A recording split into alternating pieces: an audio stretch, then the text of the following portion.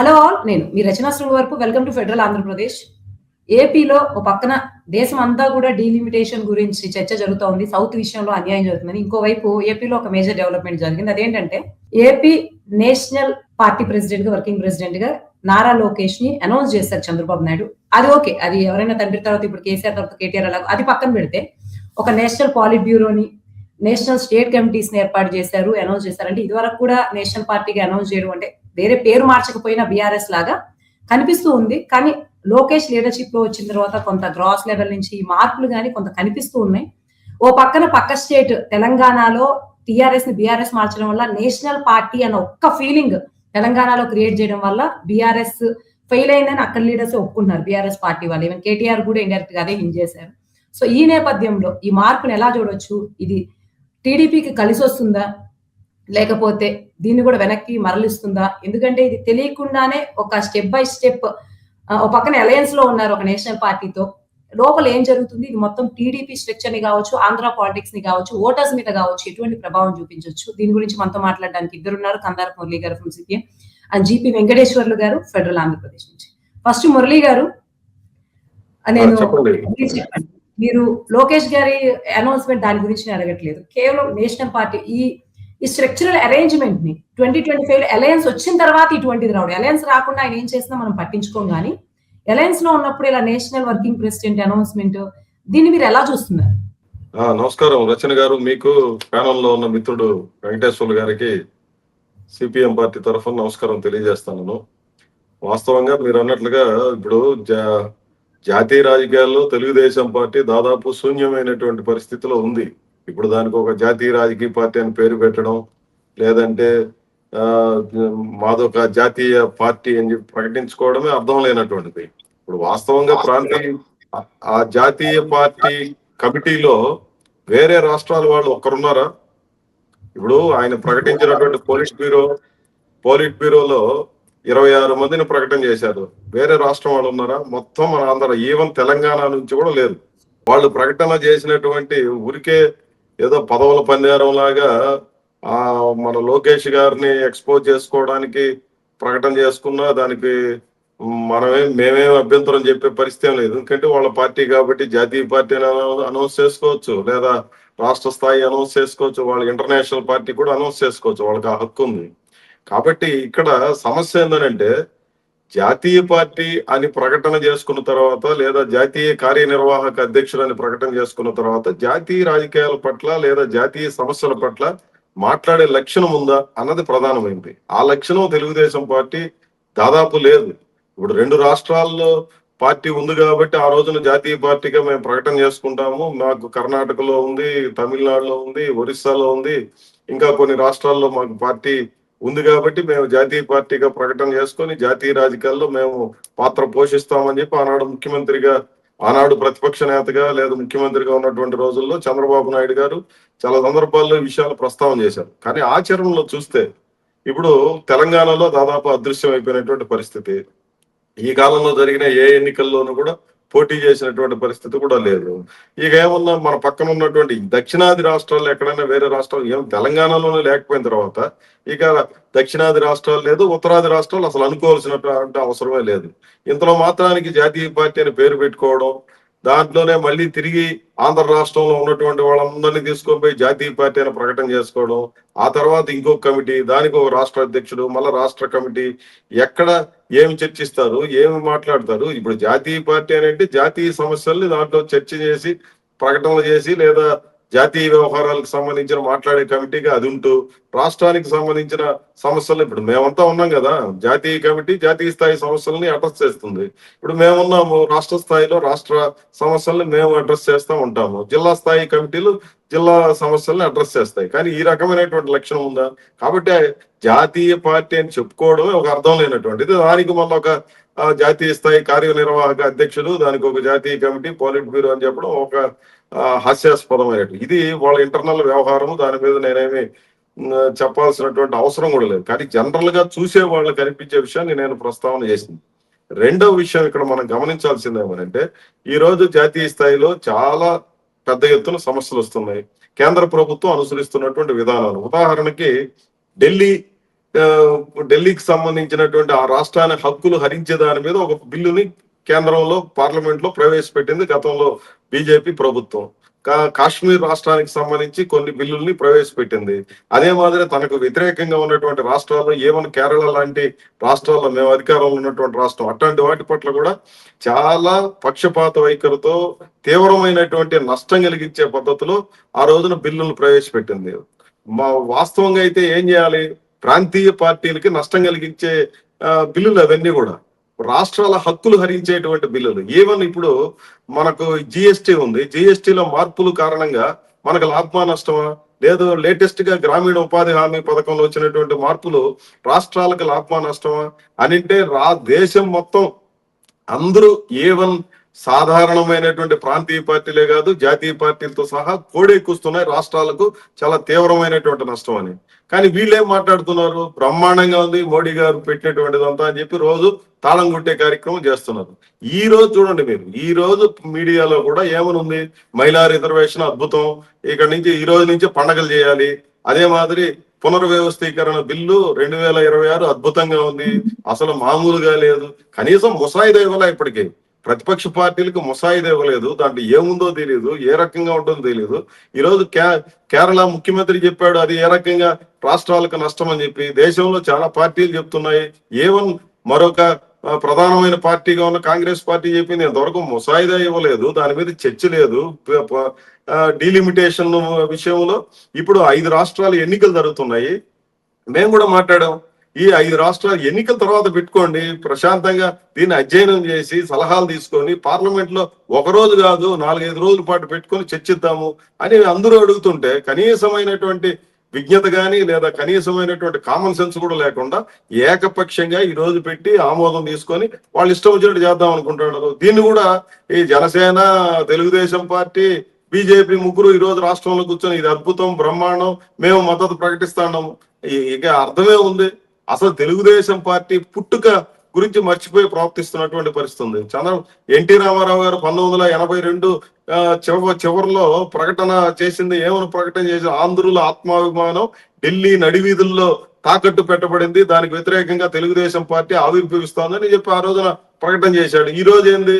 పూర్తి విరుద్ధమైనటువంటి పద్ధతిలో తాకట్టు పెట్టబడి వీళ్ళు నమస్కారం పెట్టేసి, సాష్టాంగ నమస్కారం పెట్టేసి వాళ్ళు ఏమి చెప్తే బీజేపీకి బి టీం లాగా తయారైపోయినటువంటి పరిస్థితి తప్ప కనీసం వ్యక్తిత్వంతో కూడా వ్యవహరిస్తున్నటువంటి పరిస్థితి. వీళ్ళు ఒక జాతీయ పార్టీ, ఇది లేదు, దానికి ఒక జాతీయ కమిటీ, జాతీయ హడావిడి, ఇవన్నీ కూడా అర్థం లేనటువంటిది. తెలుగుదేశం పార్టీ తనకున్నటువంటి స్ట్రక్చర్ ని లేదా తనకున్నటువంటి గుర్తింపుని అసలు ఎందుకోసం ఉద్భవించిందో ఆంధ్ర రాష్ట్రంలో ఆ రోజు ఒక చారిత్రక నేపథ్యం, మతం పట్ల ఒక స్పష్టమైన అవగాహనతో లౌకికవాద పార్టీగా ఉన్నటువంటి పార్టీని ఈ రోజు భ్రష్టు పెట్టించేసి మతవాద పార్టీ లాగా మార్చేసి ఈరోజు బీజేపీ వాళ్ళు ఏమి చెప్తే అది తానా తందానా అన్నటువంటి తయారైపోయిన పరిస్థితి మనకు చాలా స్పష్టంగా కనిపిస్తా ఉంది. ఈ రోజు తెలుగుదేశం పార్టీ పరిస్థితి అది. ఇక ఆయన నారా లోకేష్ గారిని ముఖ్యమంత్రిని చేద్దామనా లేకపోతే ఇంకోటనా వాళ్ళకి ఇంటర్నల్ అరేంజ్మెంట్స్ లేదా వాళ్ళకు ఉన్నటువంటి అభిప్రాయాలు, అంచనాలు దానికి అనుగుణంగా వాళ్ళు ఎక్స్పోజ్ చేసుకోవడానికో ఫోకస్ చేయడానికో మేమేమి అభ్యంతరం పెట్టాల్సినటువంటి అవసరం. ఆయన తక్షణం ముఖ్యమంత్రిని చేసుకున్నా లేదా 29లో ముఖ్యమంత్రిని చేసుకున్నా, ఎప్పుడు చేసుకున్నా. కానీ మేమనేది ఏమంటే తెలుగుదేశం పార్టీ తనకున్నటువంటి మౌలికమైనటువంటి ఒక గుర్తింపుని, లక్షణాన్ని కోల్పోయి ఈ రోజు ప్రవర్తిస్తున్నటువంటి ఈ తీరు మాత్రం చాలా బాధాకరం. ఆంధ్ర రాష్ట్ర ప్రజానీకం, ఉమ్మడి రాష్ట్రం మొత్తం కూడా ఈ రోజు తెలుగుదేశం పార్టీ అనుసరిస్తున్నటువంటి పద్ధతి మాత్రం చాలా అన్యాయంగా ఉందనేది అనిపిస్తుంది. థ్యాంక్ యూ మురళి గారు. జీపీ గారు మీరు చెప్పండి, మురళి గారు అన్నట్టు నేషనల్ పార్టీ అన్నది కేవలం పేపర్ మీద అనుకుంటున్నారా? అసలు ఎక్కడ టీడీపీ ఎక్కడ ఫెయిల్ అవుతుందని జనరల్ గా మురళి గారు చెప్పారు. కాకపోతే దానికి రిక్వైర్మెంట్స్ ఏంటి? నేషనల్ పార్టీ ఇప్పుడు ఏ నేషనల్ పార్టీస్ బలంగా ఉన్నాయి? ఓ పక్కన తెలంగాణలో బీఆర్ఎస్ ఫెయిల్ అయింది కదా, సో టీడీపీతో కంపేర్ చేస్తే ఎలా ఉంటుంది? దాని గురించి మీరు చెప్పండి. రత్న గారు, ముందుగా ఫెడరల్ కు అభినందనలు. ఇది ఒక మంచి అంశం మీద జరుగుతున్నటువంటి చర్చ. జాతీయ పార్టీ అన్నారు, తెలుగుదేశం పార్టీ జాతీయ పార్టీ అని చెప్పేసి ఎప్పుడు ప్రకటించారనేది స్పష్టత లేదు. ప్లస్ ఎక్కడ ఏ ప్రకటనలో చూసినా ముఖ్యమంత్రి చంద్రబాబు లేదా అధ్యక్షుడు, తెలుగుదేశం పార్టీ అధ్యక్షుడు చంద్రబాబు నాయుడు అంటారు తప్ప తెలుగుదేశం పార్టీ జాతీయ అధ్యక్షుడు ఎక్కడ ఏ పత్రికల్లోనూ రాదు. చూడండి మీరు కావాలంటే. ఇప్పుడు ఉమ్మడి ఆంధ్రప్రదేశ్ లో తెలుగుదేశం పార్టీకి మంచి పట్టుంది. ఎన్టీ రామారావు పార్టీ పెట్టిన తర్వాత 2 రాష్ట్రాలలో అప్పుడు ఉమ్మడి ఆంధ్రప్రదేశ్ లో బ్రహ్మాండంగా తెలిసింది. ప్రజల కోసం ఎంతో కొంత ఎన్టీ రామారావు టైంలో మంచి జరిగిందనే ఒక అభిప్రాయం ప్రజల్లో ఉంది.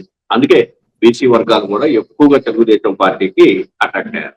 కానీ ఇప్పుడు విభజన జరిగిన తర్వాత నుంచి ఎక్కువగా తెలంగాణ మీద, ఏపీ మీద దృష్టి పెట్టింది. కానీ తెలంగాణ వాదులంతా కూడాను తెలుగుదేశం పార్టీని తిరస్కరించారు. నిజానికి రాష్ట్ర విభజనకు ముందుగా సంతకం పెట్టిన వాళ్ళల్లో తెలుగుదేశం పార్టీ వాళ్ళు కూడా ఒకరు. కాంగ్రెస్ పార్టీ చెప్పినప్పటికీ తెలుగుదేశం పార్టీ స్వయంగా ఒక లెటర్ రాసి ఇచ్చేసింది రాష్ట్ర విభజన కోసం. అయినా తెలంగాణ వాదులు తెలుగుదేశం పార్టీని తిరస్కరించారు. ఈ రోజు దగ్గరికి కూడా ఆనివ్వడం లేదు. అక్కడ స్థానికంగా ఏదో అధ్యక్షుడు 4-5 కమిటీ ఉన్నా కూడాను ఆ రాష్ట్రంలో కనీసం ఎన్నికల్లో పోటీ చేసే ధైర్యం కూడా తెలుగుదేశం పార్టీకి లేకుండా పోయిందంటే ఆశ్చర్యం. ఇక మీరు అన్నట్టు ఒకవేళ జాతీయ పార్టీగా పెట్టుకొని నడుస్తుంటే ఇది బీజేపీకి కొంత ఇబ్బందికర పరిస్థితి కాదా, కూటమిలో ఉంది అని చెప్పేసి ఆయన చెప్తున్నారు. బీజేపీకి ఎటువంటి ఇబ్బంది ఉండదు. ఎన్ని పార్టీలు మేము జాతీయ పార్టీ అని పెట్టుకున్నా బీజేపీకి ఎటువంటి ఇబ్బంది ఉండదు. కానీ నిజానికి ఒక 4 రాష్ట్రాలలో 4 సీట్లన్నా తెలుగుదేశం పార్టీ గెలవాలి. అంటే మినిమం ఉన్న సీట్లలో 2% సీట్లు పార్లమెంట్ లో ఉంటే తప్ప లేకపోతే దీనికి గుర్తింపు లేదు. పైగా ఇప్పుడు ఉన్నోటలో అర్ధ కమ్యూనిస్ట్ పార్టీ ఆఫ్ ఇండియాకే గుర్తింపు లేకుండా పోయింది. ఎందుకంటే సీట్లు లేవు కాబట్టి, వచ్చిన ఓట్లు కూడా లేవు కాబట్టి. మినిమము 4% అన్ని ప్రాంతాలలో ఓట్లు ఉండాలనేది ఒకటి నిబంధన ఉంది ఎలక్షన్ కమిషన్ రూల్స్ ప్రకారం. ఆ రూల్స్ ప్రకారం చూస్తే 4 రాష్ట్రాలలో తెలుగుదేశం పార్టీ లేదు, ఒక్క ఆంధ్రప్రదేశ్ లోనే ఉంది. అది కూడా ఇప్పుడు జనసేన లేకపోతే బీజేపీతో కలవడం వల్ల అధికారంలోకి వచ్చిందనే ఒక చర్చ కూడా నడుస్తుంది ఆంధ్రప్రదేశ్ లో. భవిష్యత్తులో కూడా మేము కలిసే ఉంటామని చెప్పేసి వాళ్ళు చెప్తా ఉన్నారు. అంటే ఇండివిజువల్ గా గెలిచే బలము లేదనే చర్చ కూడా ఒకటి జరుగుతా ఉంది. ఈ నేపథ్యంలో జాతీయ పార్టీ అని చెప్పుకోవడం కంటే మేము ప్రాంతీయ పార్టీగా ఆంధ్రప్రదేశ్ రాష్ట్రంలో స్ట్రాంగ్ గా ఉన్నాము, అట్లాగనే తెలంగాణలో కూడా భవిష్యత్తులో ఇంకా స్ట్రాంగ్ అవుతామని చెప్పుకొని తెలుగు వాళ్ళ ఆత్మ గౌరవం కోసం పెట్టిన పార్టీగా ఎన్టీ రామారావు చెప్పాడు. కాబట్టి ఆ తెలుగు వాళ్ళ ఆత్మ గౌరవాన్ని కాపాడటం కోసం ఏం చేయాలన్నా చేస్తే బాగుంటుంది. కానీ ఇప్పుడు మురళి గారు చెప్పినట్టు డీలిమిటేషన్ కు సంబంధించి కనీసం ముసాయిదా కూడా బయటికి రాకుండా ఏమని చర్చిస్తారు, అక్కడ ఎట్లా వీళ్ళు సపోర్ట్ చేస్తారు, ఆహా ఓహని ఎట్లా వీళ్ళు అంటారు. ఇక్కడ జరుగుతున్న పరిణామాలు చూస్తే, ఏపీలో జరుగుతున్న పరిణామాలు చూస్తే ఇక నెత్తిని పెట్టుకొని మోస్తున్నట్టుగా ఉంది. డీలిమిటేషన్ వ్యవహారాన్ని కానీ లేకపోతే మహిళా బిల్లు కానీ. నిజానికి మహిళా బిల్లును చర్చకు పెడుతున్నామని చెప్పేసి డీలిమిటేషన్ వ్యవహారంలో వాళ్ళ ఇష్టానుసారం చేసుకోవడానికి పార్లమెంట్ లో ఆ బిల్లును కూడా చర్చకు పెట్టారు. నిజానికి 2023లోనే మహిళా బిల్లు ఓకే అయిపోయింది, పార్లమెంటు ఉభయ సభలు ఆమోదించాయి. ఇప్పుడు దాని మీద ఇంకా మళ్ళీ మహిళా బిల్లు మీద చర్చ ఏంటి, మీకు అమలు చేయడమే కదా. కానీ అది ఒక చర్చ, మళ్ళీ ఇప్పుడు అమలు చేయడానికి ఒక చర్చ, పార్లమెంట్ లో బిల్లు అయిపోయిన తర్వాత అమలు చేయడానికి చర్చ. ఇవన్నీ చూస్తా ఉంటే కేవలము ఆ రాజకీయ ప్రాబల్యాన్ని పెంచుకోవడానికి జనాలలో ఏదో ఒక విధంగా బీజేపీ చొరబట్టడానికి చేస్తున్న ప్రయత్నాలు. అట్లాగనే తెలుగుదేశం పార్టీ తామేదో గొప్పగా జాతీయ పార్టీ అని చెప్పుకోవడానికి ఒక ప్రయత్నం చేసింది. ప్రధానంగా మనము బీహార్లో చూసాము, నితీష్ కుమార్ ను తీసుకెళ్లేసేసి చివరకు బీజేపీ వాళ్ళను ముఖ్యమంత్రిని చేసి ఆడ పెట్టారు. ఇక్కడ ఆంధ్రప్రదేశ్ లో కూడా ఆ స్థితి వస్తుందేమో మనకు తెలియదు, కానీ మనము రావాలని కోరుకోవడం లేదు, వస్తుందేమో తెలియదు.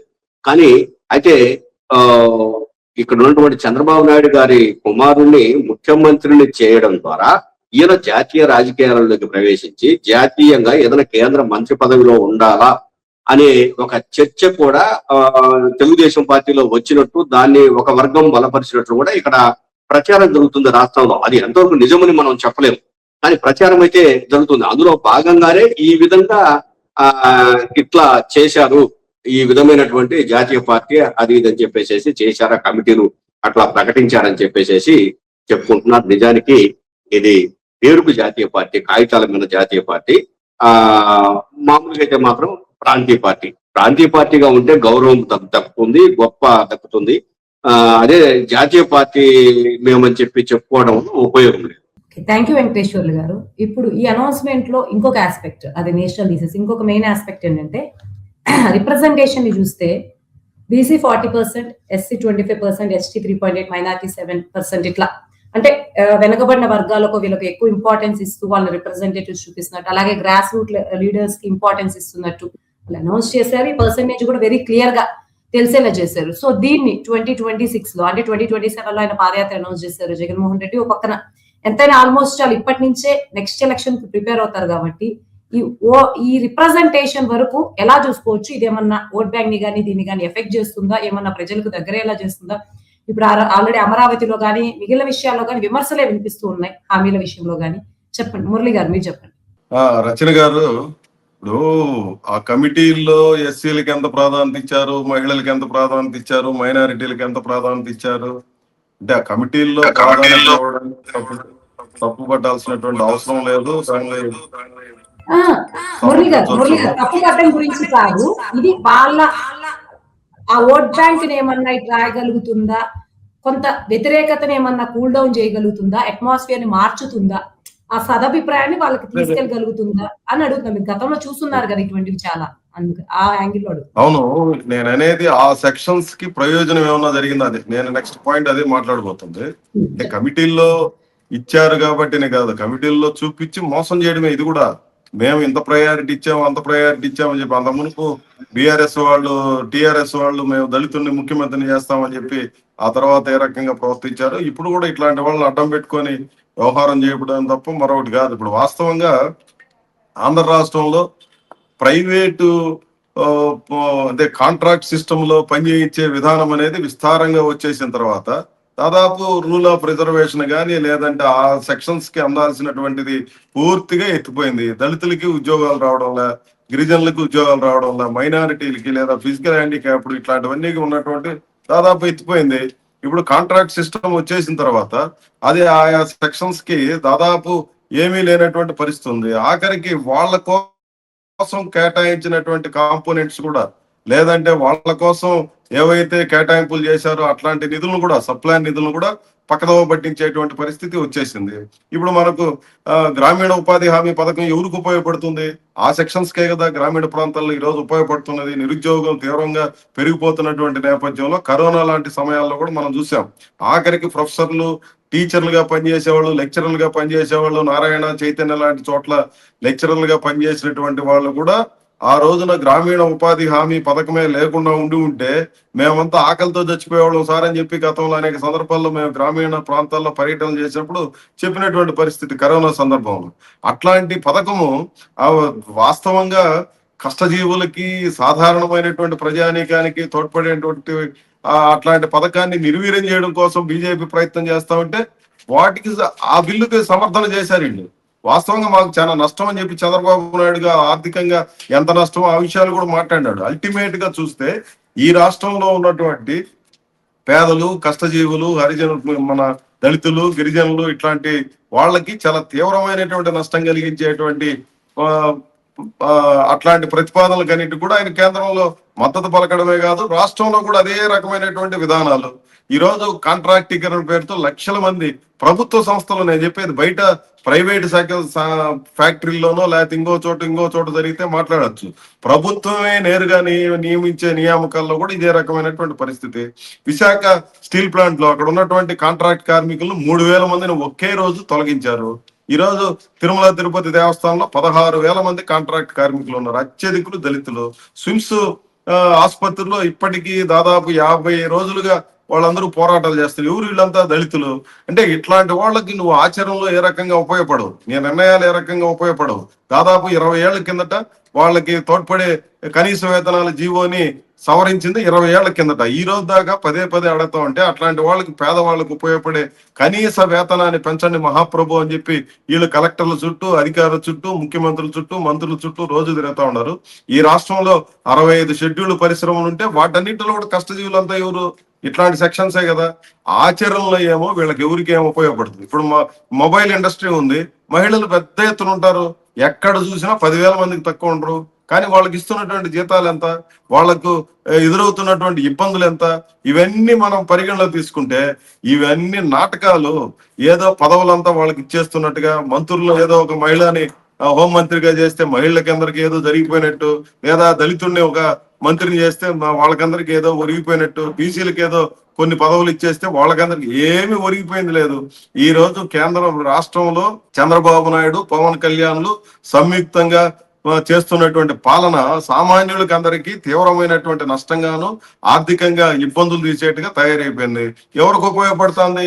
ఈ రాష్ట్రంలో ఇప్పటిదాకా జరిగిన మంత్రి మండలి సమావేశాలన్నిటిలో మీరు చూడండి, భూ కేటాయింపులు లేనటువంటి మంత్రివర్గం ఏదన్నా ఉందా? ఈ భూ కేటాయింపులు ఎవరికి ఉపయోగం? ఏమన్నా సామాన్యులకి ఏమైనా ఉపయోగం? 33 ఏళ్ళు 33 ఏళ్ళు లేదా లీజులు, 66 ఏళ్ళ లీజులు, 99 ఏళ్ల లీజులు ఎవరికి ఉపయోగం? మళ్ళా కార్పొరేట్ కంపెనీలకో, పెద్ద పెద్ద వాళ్ళకో, అదానికి ఆంధ్ర రాష్ట్రాన్ని పూర్తిగా రాసిచ్చేశారు, అంబానీలకి రాష్ట్రాన్ని రాసిచ్చేశారు. మీ ఎవరైతే ఇప్పుడు వాళ్ళు ఎవరి గురించి అయితే మాట్లాడుతున్నారో, ఎవరి కోసం మేము ఈ పాలన చేస్తున్నాం అని చెప్పి పదే పదే చెప్తున్నారో, లేదా పాదయాత్రలో, యువగళాల్లో, సభల్లో ఏమైతే హామీలు ఇస్తాడారో వాళ్ళకందరికీ కూడా గుండు సున్నా పెట్టేసినటువంటి పరిస్థితి. ఆఖరికి సంక్షేమ కార్యక్రమాలు కూడా ఎత్తేయడానికి సిద్ధమైపోతున్నటువంటి పరిస్థితికి వచ్చేశారు. ఇప్పుడు అప్పులు చేస్తున్నది ఎవరి కోసం? లేదా ఇంకా ఈ రోజు చంద్రబాబు నాయుడు గారి అజెండా మొత్తం కార్పొరేట్ శక్తులకి మేలు చేయడం తప్ప సామాన్యుడికి మేలు చేయడం అనేది ఏమైనా ఉందా? ఒక్కటంటే ఒకటి మనం చెప్పగలమా? చెప్పలేనటువంటి పరిస్థితి ఈ రోజు నెలకొని ఉంది. కాబట్టి ఊరికే ఇవన్నీ కూడా హంబక్కు వ్యవహారాలు, ప్రజలను మోసపుచ్చడానికి చెప్పేటువంటి మాటలు, అట్లాంటి వాటిలో భాగమే ఈ కమిటీలు కూడా తప్ప దీన్ని అట్లా చూడాలి. అట్లా చూసిన రోజునే ఇట్లాంటి వాళ్ళు ఏమన్నా బుద్ధి తెచ్చుకుంటారు. లేదా పదే పదే ఎందుకు మోసపోతున్నామంటే ఈ కారణాలు ఇచ్చానే. వీళ్ళేదో ఎవరికో ఒక మంత్రి పదవి ఇవ్వడమో, ఎమ్మెల్యే పదవి ఇవ్వడమో, ఒకరికి ఏదో చేయడం వల్ల ఆ సెక్షన్స్ కన్నిటికీ మేలు జరిగిపోతుంది అని వీళ్ళు ఊదరగొట్టే ప్రచారానికి మోసపోయి ఇప్పటిదాకా నష్టపోయినారు. ఇదేదో చంద్రబాబు నాయుడు ఇట్లాంటివి చేయడం వల్ల ఆయనకి మేలు జరుగుతుందని రేపు పెద్ద ఎత్తున జనం ఓట్లేస్తారని నేను అనుకోవడంలా. ఈ 2 ఏళ్ల పాలనా కాలంలోనే తీవ్రమైనటువంటి అసంతృప్తి, సమస్యలు ఈ కాలంలో ప్రజల్లో పెరుగుతున్నాయి. ఇట్లాంటి హంబకుతో చంద్రబాబు నాయుడు బయటపడతారని నేనేం అనుకోవడం లేదు. Thank you. ఫైనల్ గా ఒక క్వశ్చన్ దాంతో ఎండ్ చేసేద్దాము. ఒకటి, జీపీ గారు మీరు చెప్పండి, ఇప్పటి వరకు టీడీపీ చరిత్రలో వర్కింగ్ ప్రెసిడెంట్ అనౌన్స్మెంట్ అనేది ఎప్పుడు జరగలేదు. ఫస్ట్ టైం వర్కింగ్ ప్రెసిడెంట్, అంటే తర్వాత వారసులు రావచ్చు. ఇప్పుడు ఖచ్చితంగా చంద్రబాబు తర్వాత లోకేష్ వారసులు అని తెలుసు. దానికి వర్కింగ్, అది కూడా నేషనల్ లెవెల్ వర్కింగ్ ప్రెసిడెంట్ ఒకరు, స్టేట్ లెవెల్ వర్కింగ్, ఇట్లాంటి ఈ స్ట్రక్చరల్ చేంజెస్ ఎలా చూడొచ్చు? ఇప్పుడు ఉన్నటువంటి డీలిమిటేషన్ సెగ, ఎందుకంటే డీలిమిటేషన్ కి వ్యతిరేకంగా రేవంత్ రెడ్డి మాట్లాడారు, షర్మిల మాట్లాడారు, అంతో ఇంతో ప్రజలు మాట్లాడుతున్నారు. తెలంగాణలో అయితే పొలిటీషియన్స్ మాట్లాడుతున్నారు, అందరూ అపోజ్ చేస్తున్నారు, తమిళనాడులో అపోజ్ చేస్తున్నారు, ఒక్క కేరళలో కూడా అటు ఇటుగా ఉంది. కానీ ఒక్క ఏపీ మాత్రమే సౌత్ లో ఏ మాత్రం వినిపించట్లేదు. సో ఏంటంటే జనాలు మిగిలిన విషయాలు పట్టించుకోకపోయినా ఇట్లాంటి విషయాలు క్లీన్ గా చూసే అవకాశం ఉంది. కాబట్టి టీడీపీ మిగిలినవన్నీ పక్కన పెడితే ఇప్పుడున్నటువంటి ఈ అనౌన్స్మెంట్ ఒక పక్క, డీలిమిటేషన్ గురించి మాట్లాడకపోవడం అనేది టీడీపీని ఏమైనా ఎఫెక్ట్ చేస్తుందా లాంగ్ టర్మ్ లో అయినా? ఉంటుంది అని నేను అనుకోవడం లేదండి. ఎందుకంటే కూటమిలో భాగస్వామి కాబట్టి టీడీపీ సహజంగా అధికారంలో ఉంది కాబట్టి ఆంధ్రప్రదేశ్ లో ఇంతకు ముందు కూడా 2019 ఆ ప్రాంతం, 2009 ఆ ప్రాంతం అప్పుడు వైఎస్ రాజశేఖర రెడ్డి గారు ఉన్నప్పుడు డీలిమిటేషన్ జరిగితే అప్పుడు ఆయనకు అనుకూలంగానే నియోజకవర్గాల ఈ పునర్విభజన అనేది జరిగింది, లేదా నియోజకవర్గాల మార్పు కూడా జరిగింది. ఇప్పుడు తెలుగుదేశం పార్టీ తాను అధికారంలో ఉన్నాయి కాబట్టి ఏపీలో ఖచ్చితంగా డీలిమిటేషన్ వల్ల వాళ్ళకి లాభమే జరుగుతుంది, ఎటువంటి నష్టం ఉండదు. అది కూడాను బీజేపీ ఇప్పుడు ఒకటి మస్తుగా జరుగుతుంది. ఎందుకంటే ఈ రాష్ట్రానికి ఒక కమిటీ ఉంటుంది, పార్లమెంట్ సభ్యులు, అట్లాగే ఎమ్మెల్సీలు, ఎమ్మెల్యేలతో కలిసి ఒక 14 మంది ఎంతమందిలో ఒక కమిటీని వేస్తారు. ఈ కమిటీ వచ్చినప్పుడు అధికార పక్షం కాబట్టి అధికార పక్షం నుంచి ఎక్కువ మంది సభ్యులు ఉంటారు. ప్రతిపక్షం నుంచి ఉంటే ఒకరు ఉంటారు, లేకపోతే ఉండకపోవచ్చు కూడా. అది ఎలక్షన్ కమిషన్ ఇష్టం, వాళ్ళు నిర్ణయించుకొని వేసేటువంటి నిబంధనల ప్రకారం చేసేటువంటి పని. కాబట్టి వాళ్ళు ఏమనుకుంటే వీళ్ళు ఏమి సిఫారసు చేస్తే వాటిని ఎలక్షన్ కమిషన్ కూడా ఆమోదిస్తుంది. కాబట్టి ఎట్టి పరిస్థితుల్లో డీలిమిటేషన్ అనేది ఇప్పుడు ఉన్నటువంటి కూటమి ప్రభుత్వానికి అనుకూలంగా ఉంటుంది. నియోజకవర్గాల పునర్విభజన కానీ, నియోజకవర్గాలు ఏవేవి ఉండాలని తేల్చడం కానీ ఇదంతా కూడాను ఖచ్చితంగా అధికార పార్టీకి అనుకూలంగా ఉంటుంది. దీనివల్ల లాభమే కానీ నష్టం లేదు తెలుగుదేశం పార్టీకి. ఇక జాతీయ పార్టీగా వర్కింగ్ ప్రెసిడెంట్ గా లోకేష్ ను పెట్టడానికి కూడా కొన్ని కారణాలు ఉన్నాయి. ఇప్పటి వరకు ఆయన జాతీయ ప్రధాన కార్యదర్శి లోకేష్ ఇప్పుడు జాతీయ వర్కింగ్ ప్రెసిడెంట్ గా యాక్ట్ చేస్తున్నాడు. అంటే ఇప్పుడు జనం చర్చించుకోవడము లేదా జరుగుతున్న పరిణామాలను మనం పరిశీలిస్తే భవిష్యత్తులో తెలుగుదేశం పార్టీని లోకేష్ కు అప్పచెప్పి ఈ ప్రభుత్వ టైం ఇంకొక 3 ఏళ్ళు ఉంది. ఇది అయిపోయిన తర్వాత చంద్రబాబు నాయుడు గారికి దాదాపు 78 ఏళ్ళు ఎట్లా ఏజీ వస్తుంది. ఇక ఏజీ పైబడింది కాబట్టి ఆయన ఆ పార్టీని నడిపిస్తూ రాజకీయాలకు అంటే పార్టీ రాజకీయాలలో ఉంటారు తప్ప ప్రభుత్వ కార్యక్రమాల్లో పెద్దగా జోక్యం చేసుకోకుండా ఉంటారు అనే ఒక చర్చ కూడా నడుస్తుంది. అందులో భాగంగానే జాతీయ పార్టీ ప్రకటన, అట్లాగనే తెలంగాణలోను లేకపోతే ఇక్కడ కమిటీలు వేయడము, లేదు ఇక్కడ ఆంధ్రప్రదేశ్ లో వాళ్ళని తీసుకొని మొత్తం జాతీయ కమిటీగా ప్రకటించడము.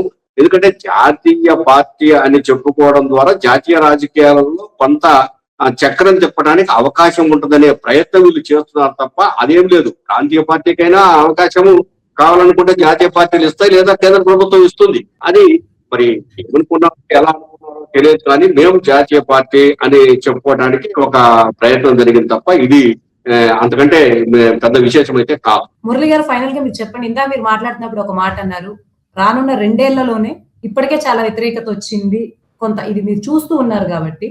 సో 2029 కి ఇప్పుడున్నటువంటి అపోజిషన్ కావచ్చు, క్యాపిటల్ విషయం కావచ్చు, ఒక పొలిటికల్ గా మీరు సిపిఎం లో ఉన్నారు కాబట్టి ఈ మార్పులు ఏపీని ఎక్కడ వరకు తీసుకెళ్తాయి అనుకుంటున్నారు? అది చంద్రబాబు నాయుడు కావచ్చు, ఇంకో పక్కన జనసేన దీని గురించి ఏం రెస్పాండ్ అవ్వలేదు. జనసేన నుంచి ఒక్కరు కూడా అంటే ప్రామినెంట్ పొజిషన్ లో అయితే లేరు.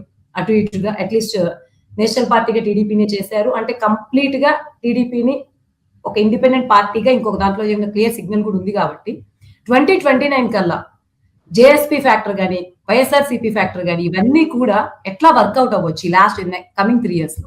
ఇప్పుడు ఒకటే ఇక్కడ రచన గారు మనం గమనించాల్సింది, చంద్రబాబు ఎందుకు ఇంత థంపింగ్ మెజారిటీతో గెలిచారు జనసేన గానీ బీజేపీ అని, ఈ అలయన్స్ వాళ్ళు ఎందుకు అంత దారుణమైనటువంటి ఓటమిని మూటగట్టుకున్నారు? అసలు చంద్రబాబు నాయుడు కూడా ఇంతటి విజయం వస్తుందని వీళ్ళకెవరు అంచనా లేదు. వైసీపీ కూడా ఇంత దారుణమైనటువంటి ఓటమికి గురవుతామని వాళ్లకు అంచనా లేదు.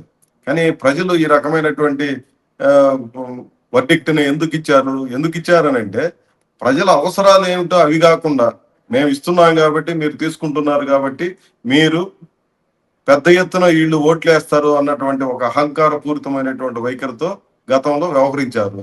ప్రజా వ్యతిరేకంగా ఉన్నారు. ఇప్పుడు సంక్షేమ కార్యక్రమాలు ఒకటి అమలు చేస్తే మిగిలిన విషయాల్లో ఎంత ప్రజా వ్యతిరేకంగా ఉన్నా పెద్ద పట్టించుకోరు అన్నటువంటి ఒక అమాయకత్వపు ధోరణితో వ్యవహరించారని చెప్పి గతంలో అనుకోవాలి. నిర్బంధం చాలా తీవ్రంగా ఉన్నింది గతంలో. విధానాల విషయంలో చాలా బాధ్యత రాహిత్యంగా గతంలో వ్యవహరించారు. ప్రజల పట్ల వ్యవహరించే అన్ని సందర్భాల్లో వాళ్ళ మనోభావాలకు అనుగుణంగా కాకుండా తమ ఇష్టానుసారంగా, ముఖ్యంగా కేంద్రంలో ఉన్నటువంటి పెద్దల్ని ప్రసన్నం చేసుకోవడమే లక్ష్యంగా ఆ రోజున వాళ్ళ వ్యవహార శైలి సాగింది. మొత్తం ప్రజల సంపదగా ఉన్నటువంటి రాష్ట్రానికి సంబంధించిన వనరులన్నింటినీ దోచేయడము, ధ్వంసం చేయడం అనేది గతంలోనూ జరిగింది, ప్రస్తుతం జరిగింది. ఏమి గతానికి ప్రస్తుతానికి వచ్చినటువంటి తేడా ఏముంది అనేది ఏమన్నా ప్రస్ఫుటంగా మనం ఫలానా విషయం అని చెప్పచ్చా? చెప్పడానికి వీలైనటువంటి పరిస్థితి ఉంది. ఆ రోజు అదే రకమైనటువంటి పద్ధతి ఉంది, ఈ రోజు అదే రకమైనటువంటి పద్ధతి ఉంది. అంటే ఒక తానులో గుట్టగా వ్యవహరిస్తున్నటువంటి ధోరణి, కలర్లు వేరు తప్ప వీళ్ళ విధానాలు ఒకటే అన్నటువంటి పరిస్థితి ఈ రోజు వచ్చేసిన నేపథ్యంలో ప్రజల్లో ఆటోమేటిక్ గా వ్యతిరేకత, అప్పులు ఏమైనా తగ్గాయా, ధరలు ఏమైనా తగ్గాయా, లేదా ప్రజల చేతిలో కొనుగోలు శక్తి పెరగడానికి తోడ్పడే ఆర్థిక విధానాలు ఏమైనా ఉన్నాయా ఈ రోజు అన్నప్పుడు అట్లాంటి పరిస్థితే కనపడడంలే.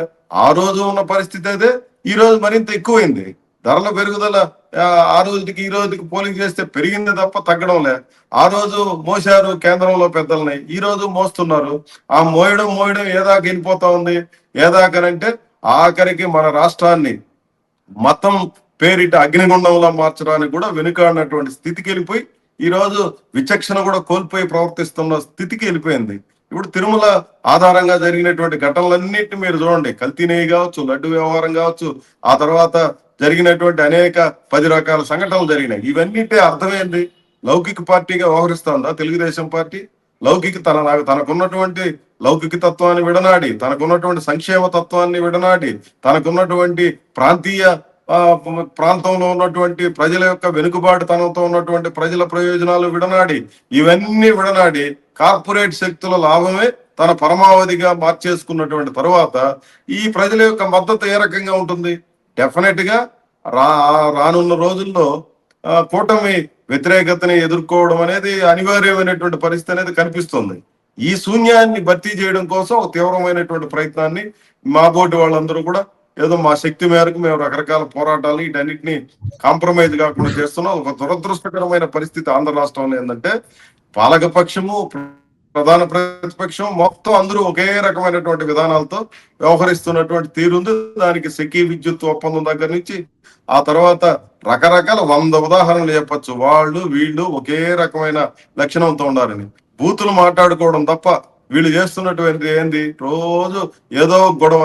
అది ప్రజలకు సంబంధించిన ప్రయోజనాలు, ప్రజా ప్రయోజనాలు, రాష్ట్ర ప్రయోజనాలు అనేది పక్కకు పోయి వ్యక్తిత్వ హన్నానికి పాల్పడడం, ఇట్లాంటి వాటికి తారాస్థాయికి చేరిపోయినటువంటి నేపథ్యంలో ప్రజలు అసహించుకుంటున్నారు. గతానికి ఇప్పటికేం పెద్ద తేడా లేనటువంటి పరిస్థితి ఉందని.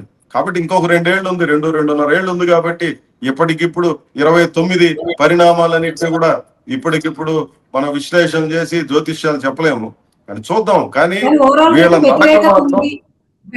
నడక మాత్రం ప్రజానుకూలంగా లేదనే విషయంలో ఏమాత్రం సందేహం లేదనేది నా అభిప్రాయం. ఓకే, థ్యాంక్ యూ మురళి గారు, జీపీ గారు. ఓవరాల్ గా చెప్పాలంటే ఈ అనౌన్స్మెంట్ అనేది పేపర్ల మీదే తప్ప ప్రాక్టికల్ గా ఇంప్లిమెంట్ అవ్వడం, అంటే పార్టీని ఎస్టాబ్లిష్ చేయడం, ఎన్నికల్లో ప్రూవ్ చేసుకోవడం, 5 స్టేట్స్ ఇదంతా కూడా టీడీపీకి ఇంపాసిబుల్. ఇంకొక విషయం ఏంటంటే నేషనల్ పార్టీ అంటే నేషనల్ ఇష్యూస్ ని అడ్రస్ చేయకపోవడం, ముఖ్యంగా డీలిమిటేషన్ గురించి బాగుంది అని చెప్పడం వేరు, అంటే అగ్రియబుల్ సౌత్ స్టేట్స్ కి నష్టం జరగదని చెప్పడం వేరు. ఎందుకు నష్టం జరగదో చెప్పకుండా కర్ర విరగకుండా పాము చావకుండా వ్యవహరించడం వేరు. మేబీ ఎన్డీఏ అలయన్స్ లో ఉండడం వల్ల కావచ్చు. ఏదేమైనప్పటికీ ఈ నేషనల్ పార్టీ అనౌన్స్మెంట్ కావచ్చు, నారా లోకేష్ ఇచ్చేయడం కావచ్చు, ఇది ఆంధ్ర రాష్ట్రానికి కానీ టీడీపీ పార్టీని కానీ ప్రజలకు మేలు చేసే విధంగా తీసుకురాదని అయితే మీ ఇద్దరు కన్క్లూడ్ చేశారు. Thank you so much Murali గారు, జీపీ గారు, ఇంత చక్కటి డిస్కషన్ లో పార్టిసిపేట్ చేసినందుకు. ఇంతటితో ఈ చర్చను ముగిద్దాం.